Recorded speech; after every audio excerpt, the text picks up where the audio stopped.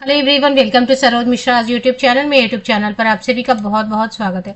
एक नया विज्ञापन जारी हुआ है। 12th पास हैं आप, ग्रेजुएट हैं, किसी भी सब्जेक्ट से आपने ग्रेजुएशन या स्नातक किया हुआ, या पोस्ट ग्रेजुएट है, या इंजीनियरिंग के स्टूडेंट हैं, जो भी है सभी के लिए कुछ ना कुछ अपॉर्चुनिटी है। अच्छी सैलरी ऑफर कर रहे हैं। गवर्नमेंट ऑफ इंडिया की जॉब होगी, भारत सरकार की परमानेंट पोस्ट है और शिक्षा मंत्रालय, मिनिस्ट्री ऑफ एजुकेशन के अंडर जो है ना नोटिफिकेशन है। तो पूरी डिटेल आगे वीडियो में समझेंगे। अलग अलग पोस्ट है, सबकी डिटेल कवर करेंगे। वीडियो थोड़ी लंबी हो जाएगी लेकिन आपको कंप्लीट इन्फॉर्मेशन मिलेगी।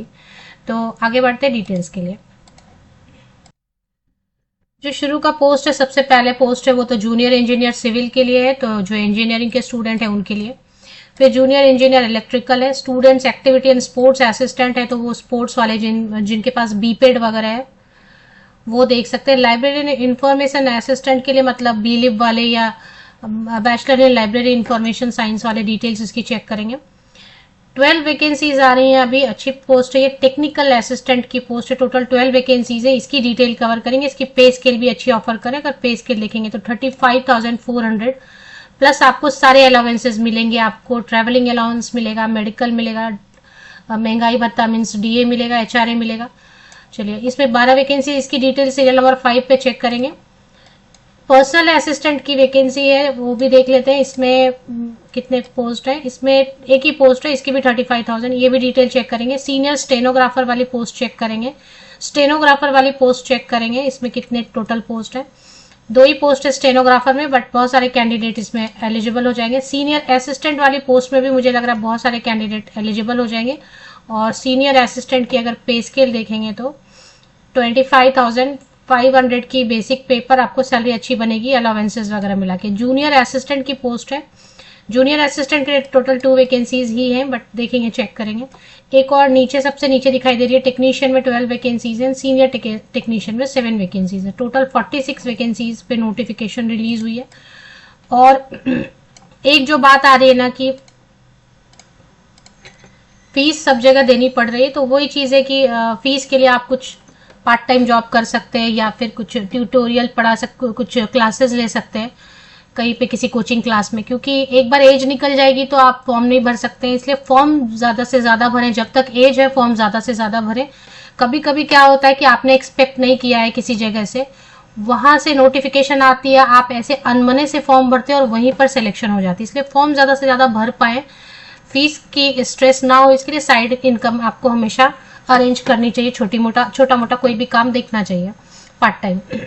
फॉर्म ज्यादा से ज्यादा भरें और तैयारी जरूर करते रहें। नेशनल इंस्टीट्यूट, क्योंकि एज का फैक्टर है, एज एक बार खत्म हो गया 30-35, उसके बाद कोई भी परमानेंट गवर्नमेंट जॉब की अपॉर्चुनिटी आपको मिलेगी नहीं। National institute of technology NIT Kurukshetra में, जो कि हरियाणा में है, ये under the ministry of education, ये शिक्षा मंत्रालय गवर्नमेंट ऑफ इंडिया के अंडर सीधे सीधे आता है और ये नेशनल इंपॉर्टेंस की इंस्टीट्यूट है। तो आप भी जानते हैं आईआईटी है, एनआईटी है, तो आईआईटी के बाद एनआईटी का ही नाम है और ये शिक्षा मंत्रालय भारत सरकार के अधीन है। कुरुक्षेत्र हरियाणा से नोटिफिकेशन है, लेकिन सेंट्रल गवर्नमेंट की कोई भी यूनिट है उसमें कोई रेस्ट्रिक्शन नहीं है, आप कहीं से भी किसी भी स्टेट से अप्लाई कर सकते हैं। नॉन टीचिंग पोस्ट है, आप देख के समझ गए होंगे। चलिए इसकी डिटेल्स कवर करते जाएंगे। जूनियर इंजीनियर में फर्स्ट क्लास बीटेक वाले अप्लाई कर सकते हैं, फ्रेशर भी अप्लाई कर सकते हैं, या फिर डिप्लोमा है सिविल इंजीनियरिंग में वो भी अप्लाई कर सकते हैं। 30 साल तक की उम्र वाले कैंडिडेट अप्लाई कर सकते हैं। अच्छी पोस्ट है। यूआर जहां पे भी लिखा है उसमें अनरिजर्व, उसमें किसी भी कैटेगरी से आवेदन कर सकते हैं।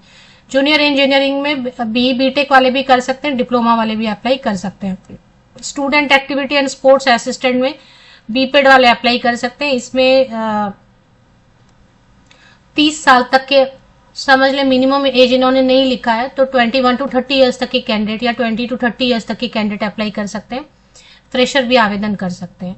इसमें जो है लाइब्रेरियन इंफॉर्मेशन असिस्टेंट में भी बैचलर डिग्री इन साइंस या आर्ट्स या कॉमर्स वाले अप्लाई कर सकते हैं, अगर साथ में आपने बीलिब किया हुआ है तो। डिजायरेबल में जो लिखते हैं वो जरूरी नहीं है, इसमें भी फ्रेशर अप्लाई कर सकते हैं। 30 ईयर्स तक के कैंडिडेट, समझ लें मिनिमम एज नहीं दिया हुआ है तो 20 to 30 ईयर्स तक के जनरल कैंडिडेट। अगर आप रिजर्व कैटेगरी से हैं तो भारत सरकार के नियमों के अधीन बहुत सारी एज में रिलैक्सेशन मिलेगी। टेक्निकल असिस्टेंट 12 वैकेंसीज है, काफी सारी वैकेंसीज है इसमें। Electrical, civil, computer, physics, chemistry, computer application, business administration, central workshop, mechanical, सबके लिए पोस्ट है। तो अभी देखें इसमें क्या क्या ऑप्शन दिया हुआ है, इन्होंने सबके लिए दिया। इंजीनियरिंग अगर है तो बीई बीटेक मांग रहे हैं या फिर डिप्लोमा इंजीनियर्स अप्लाई कर सकते हैं, फ्रेशर भी। अगर बिजनेस एडमिनिस्ट्रेशन है तो बीई बीटेक या फिर एमसीए फर्स्ट क्लास है तो आप आवेदन कर सकते हैं, या फिर फर्स्ट क्लास डिप्लोमा इंजीनियरिंग है रिलेटेड स्ट्रीम में, वो भी अप्लाई कर सकते हैं। केमिस्ट्री, बीएससी केमिस्ट्री वाले केमिस्ट्री के लिए अप्लाई कर सकते हैं, या फिर मास्टर है। अगर फर्स्ट क्लास आपको बीएससी में नहीं है, 60% यहाँ पे नहीं है आपको मान लेते हैं, तो आप एमएससी के बेसिस पे अप्लाई कर सकते हैं। एमएससी में 50% या अबव मार्क्स है तो आवेदन कर सकते हैं। 30 इयर्स तक के जनरल कैंडिडेट, फ्रेशर भी आवेदन करेंगे। पर्सनल असिस्टेंट की जो पोस्ट है, पर्सनल असिस्टेंट की पोस्ट के लिए सिर्फ ग्रेजुएशन मांग रहे हैं। किसी भी स्ट्रीम से, किसी भी सब्जेक्ट से, किसी भी विषय से 35,400 की। अनरिजर्व कैटेगरी में, अन्य कैटेगरी मतलब रिजर्व कैटेगरी या जनरल, सभी आवेदन कर सकते हैं। ग्रेजुएशन किसी भी सब्जेक्ट से है एंड आपकी टाइपिंग स्पीड है, सॉरी स्टेनोग्राफी आती है आपको। सर्टिफिकेट नहीं मांग रहे हैं, कोई भी एक्सपीरियंस नहीं मांग रहे हैं। 30 साल तक के जनरल कैंडिडेट आवेदन कर सकते हैं। अगर रिजर्व कैटेगरी से हैं तो नीचे चेक करेंगे एज में रिलैक्सेशन। सीनियर स्टेनोग्राफी के लिए 12वीं पास मांग रहे हैं। 33 साल तक की उम्र सीमा, ऊपरी उम्र सीमा, तो मिनिमम तो देख ले, मान लेते हैं कि 12th होते होते मान ले 18 कर देते हैं इसकी मिनिमम, तो 18 ईयर्स तक फॉर एग्जाम्पल नहीं दिया लोअर लिमिट, तो इसलिए 33 ईयर्स तक के 18 से 33 साल तक के जनरल कैंडिडेट। अगर आप रिजर्व कैटेगरी से हैं तो और भी एज में रिलैक्सेशन मिलेगी। अच्छी पोस्ट है, एक ही सीट है लेकिन ठीक है। 29,200 प्लस अलाउंसेज। 12वीं पास कैंडिडेट, आर्ट्स साइंस कॉमर्स किसी भी स्ट्रीम से, 12th पास है। प्रतिशत अंकों का कोई टेंशन नहीं, आपको स्टेनोग्राफी आनी चाहिए। एक्सपीरियंस नहीं मांग रहे हैं, स्टेनोग्राफी की सर्टिफिकेट नहीं मांग रहे हैं। Stenographer two reserve unreserve category में, इसमें जनरल वाले भी अप्लाई कर सकते हैं और रिजर्व कैटेगरी के कैंडिडेट भी अप्लाई कर सकते हैं। 25,500 प्लस काफी सारे अलाउंसेस वगैरह ऐड करेंगे तो 42,000, 42,000 रुपए। 12th पास होना चाहिए, आर्ट्स साइंस कॉमर्स किसी भी स्ट्रीम से, और स्टेनोग्राफी आपको आना चाहिए। यहाँ पे भी परसेंटेज का कोई प्रॉब्लम नहीं है, प्रतिशत अंकों की कोई बाध्यता नहीं है। इसके साथ ही कोई सर्टिफिकेट आपसे नहीं मांग रहे, एक्सपीरियंस आपसे नहीं मांग रहे। एज लिमिट यहाँ थोड़ी कम है, 18 से 27 साल तक के कैंडिडेट आवेदन कर सकते हैं जनरल। अगर आप रिजर्व कैटेगरी से हैं तो और भी एज में रिलैक्सेशन मिलेगी। सीनियर असिस्टेंट की पोस्ट है, 12वीं पास हैं आप, आर्ट्स साइंस कॉमर्स किसी भी स्ट्रीम से, आपको कंप्यूटर की थोड़ी बेसिक नॉलेज है और आपको टाइपिंग आ रहा है 35 वर्ड पर मिनट, हिंदी या इंग्लिश कोई भी। तो 2 अनरिजर्व के लिए सीट है सीनियर असिस्टेंट, इसमें जनरल वाले भी आवेदन कर सकते हैं और अगर आप रिजर्व कैटेगरी से हैं वो भी आवेदन कर सकते हैं। इसमें भी एक्सपीरियंस नहीं मांग रहे हैं, परसेंटेज का प्रॉब्लम नहीं है, प्रतिशत अंकों का प्रॉब्लम नहीं है, कोई भी एक्स्ट्रा सर्टिफिकेट नहीं मांग रहे हैं। फ्रेशर बिल्कुल आवेदन कर सकते हैं। 18 से 33 साल इसकी उम्र सीमा रखी गई, अच्छी खासी उम्र सीमा है। जनरल के लिए अगर आप रिजर्व कैटेगरी से तो और भी एज में रिलैक्सेशन मिलेगी। जूनियर असिस्टेंट की भी पोस्ट इसी तरीके से, जिसमें कि 12th पास, आर्ट्स साइंस कॉमर्स किसी भी स्ट्रीम से आप अप्लाई कर सकते हैं। आपको थोड़ा सा टाइपिंग आना होगा, थोड़ा कंप्यूटर का नॉलेज होना होगा। 2 सीट अनरिजर्व में, तो मतलब किसी भी कैटेगरी से आप आवेदन कर सकते हैं, अप्लाई कर सकते हैं। फ्रेशर आवेदन कर सकते हैं इसमें 18 से 27 साल तक के कैंडिडेट जनरल, और उसके बाद अगर आप रिजर्व कैटेगरी से हैं तो एज में रिलैक्सेशन मिलेगी। और इसमें प्रतिशत अंकों का प्रॉब्लम नहीं है, एक्सपीरियंस नहीं मांग रहे हैं, कोई एक्स्ट्रा सर्टिफिकेट नहीं मांग रहे हैं। Senior technician last post I think senior technician की है, अच्छा और है टेक्नीशियन भी है, हाँ। तो सीनियर टेक्नीशियन और टेक्नीशियन चेक कर लेते हैं। सीनियर टेक्नीशियन वर्ड से ही आप समझ गए, civil, mechanical, electronics and communication engineering, computer application, central workshop, सभी में एक एक सीट है। अब इसमें भी 12th के बाद अगर आपने ITI किया हुआ है या 10th के बाद भी आपने 2 साल ITI किया हुआ है तो आप अप्लाई कर सकते हैं। डिप्लोमा वाले भी अप्लाई कर सकते हैं, तो ये ITI वालों के लिए अच्छी अपॉर्चुनिटी है।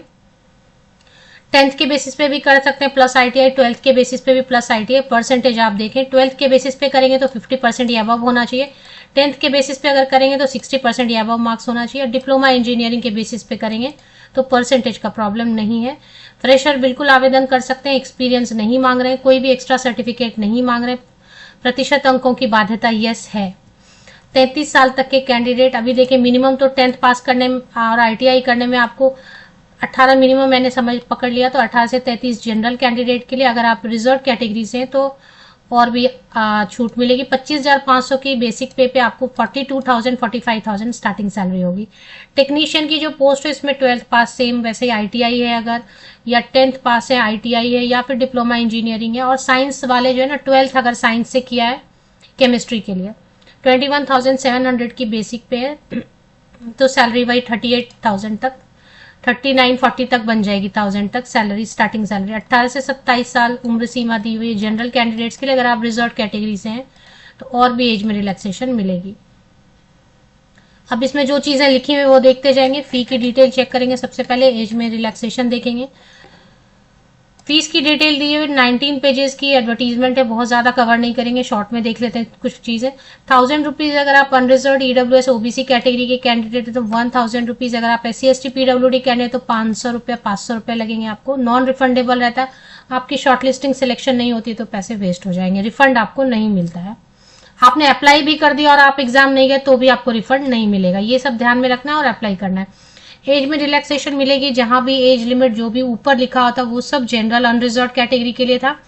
अगर आप SC ST कैंडिडेट तो ऊपरी आयु सीमा में +5 करेंगे और जोड़ के देखेंगे कितना एज है। OBC सभी कैंडिडेट्स को एज में रिलैक्सेशन नहीं मिल रही है। अगर आप non creamy layer OBC candidate हैं तो 3 साल की ऊपरी आयु सीमा में आपको छूट मिलती है। PWD कैंडिडेट है तो +10 ईयर्स की आपको ऊपरी आयु सीमा में छूट मिलती है। अगर आप रिजर्व कैटेगरी से PWD कैंडिडेट तो और भी ज्यादा एज में रिलैक्सेशन मिलती है, यानी PWD कैंडिडेट भी आवेदन कर सकते हैं, महिला पुरुष सभी आवेदन कर सकते हैं। 7 CPC के हिसाब से DA देंगे, HRA देंगे, एटसेट्रा लिखने का मतलब होता है कि आपको medical, transport, provident fund, gratuity सभी चीजें मिलेंगी, पेंशन भी मिलेगा, एकोमोडेशन भी मिल सकता है, अगर अवेलेबल होगा तो एकोमोडेशन भी मिल सकता है। अब इसमें जो है सिलेक्शन के लिए हाउ टू अप्लाई की डेट 18 अगस्त से है। देखिए मैं हमेशा लेटेस्ट नोटिफिकेशन कवर करती हूँ। 17 अगस्त को ये नोटिफिकेशन आई है तो मैंने 17 अगस्त को ही बना दिया। 18 अगस्त से आप ऑनलाइन आवेदन ऑफिशियल वेबसाइट पे जाके कर सकेंगे। अभी मैं वीडियो में आपको ऑनलाइन आवेदन नहीं दिखा सकूंगी। हार्ड कॉपी भी आपको यहाँ पे सबमिट करना होगा, ये आपको ध्यान में रखना है कि सिर्फ ऑनलाइन एप्लीकेशन नहीं है। यहाँ पे आप विशेष ध्यान देंगे, खास ध्यान देंगे कि ऑनलाइन एप्लीकेशन करने के लिए क्लोजिंग डेट जो है वो 30 सितंबर रखी गई है और हार्ड कॉपी एप्लीकेशन करने के लिए अलॉन्ग विथ रिक्विजिट डॉक्यूमेंट 6 अक्टूबर तक आप government post office, Indian postal service से जाके जो फॉर्म आप भरेंगे उसकी प्रिंट आउट लेंगे और ये सारे सर्टिफिकेट जो है ना अटैच करेंगे, फोटोकॉपीज, और सब पे आप साइन करेंगे। सबकी पासिंग सर्टिफिकेट, मार्कशीट सब लगाते हैं और बाकी सब चीजें भी। अगर आप रिजर्व कैटेगरी में बेनिफिट लेना चाहते हैं, एज की रिलैक्सेशन, फीस की रिलैक्सेशन, तो एज आपको SC ST कैटेगरी या जो भी कैटेगरी है जिसमें आप अप्लाई करें उसका आपको सर्टिफिकेट प्रूफ देना होगा। यहाँ पे रिटर्न एग्जाम होगा। कोई यहाँ सिलेबस इन्होंने अभी फिलहाल डिस्कस नहीं किया, लास्ट ईयर का आप देख लें कहीं पर होगा इनका, क्योंकि हर साल ही लेते हैं ये NIT वाले। दूसरे किसी NIT का भी आपको मिलता है क्वेश्चन पेपर, तो वो आप देखें। इसमें लिखा था कि रिटर्न टेस्ट लेंगे और एक स्किल टेस्ट होगा। इंटरव्यू नहीं लिखा, रिटर्न टेस्ट और स्किल टेस्ट होगा। रिटर्न टेस्ट मैं देखा, एक सेकंड, यहाँ पे जो लिखा है वही पढ़ते हैं, सर्च कर लेती हूँ मैं एक बार।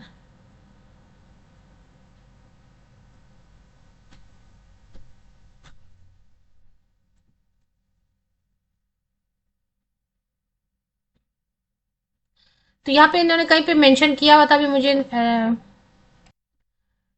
तो जो एलिजिबल कैंडिडेट है उनको रिटर्न टेस्ट लेंगे और उसके बाद रिटर्न टेस्ट और स्किल टेस्ट होगा। स्किल टेस्ट जो है ना वो सिर्फ क्वालिफाइंग रहेगा, स्किल टेस्ट के बेसिस पे आपकी मेरिट लिस्ट नहीं बनेगी।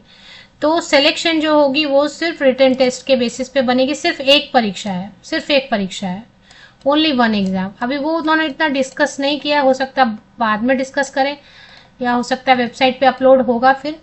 तो चलिए एक बार देख लेते हैं। NIT कुरुक्षेत्र विकिपीडिया आपको करना है, विकिपीडिया पे आपको चले जाना है। विकिपीडिया पे आप थोड़ा सा नीचे स्क्रॉल करेंगे, वेबसाइट NITKKR.AC.in, ये सही वेबसाइट है। इसकी ऑफिशियल वेबसाइट पे आप चले आते हैं। देखें यहाँ पे लिखा भी हुआ है राष्ट्रीय महत्व का संस्थान, राष्ट्रीय प्रौद्योगिकी संस्थान कुरुक्षेत्र हरियाणा। इसके थोड़ा नीचे स्क्रॉल डाउन करेंगे आप तो यहाँ पे देखें नोटिफिकेशन सेक्शन में 3rd नंबर पे जब मैं वीडियो बना रही हूँ 16 अगस्त की डेट से अपडेट आई हुई है। डिटेल एडवर्टीजमेंट नंबर आपको हमेशा देखना है, 2025, क्योंकि फिर कॉरिगेंडम आता है, शुद्धि पत्र होता है, कई बार विड्रॉ कर लेते हैं, तो उस केस में आपको या एडमिट कार्ड आता है तो वो आपको पता होना चाहिए। देखिए एडवर्टीजमेंट नंबर है ना, ये एडवर्टीजमेंट नंबर हमेशा याद रखना चाहिए और कहीं सेव कर लेना चाहिए। आप अपने मेल पे, डायरी में, कहीं पे नोट डाउन कर लें।